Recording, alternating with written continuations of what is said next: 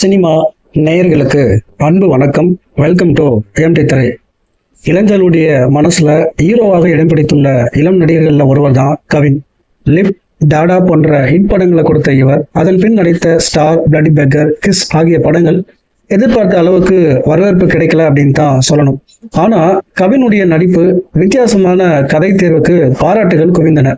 கடந்த வாரம் கவின் நடித்து வெளிவந்த திரைப்படம் தான் மாஸ்க். இந்த படத்தை அறிமுக இயக்குனர் விகடன் அசோக் இயக்க ஆண்ட்ரியா வில்லியாக நடித்திருந்தார். ஜிவி பிரகாஷ் இந்த படத்துக்கு இசையமைத்திருந்தார்.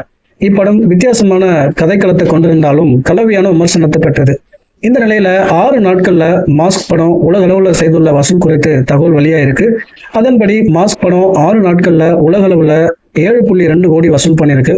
இனி வருகிற நாட்கள்ல இந்த படத்தினுடைய வசூல் எப்படி இருக்கும் அப்படிங்கிறத நம்ம பொறுத்திருந்து பார்க்கலாம். அடுத்த அப்டேட்ல சந்திக்கிறேன். நன்றி, வணக்கம்.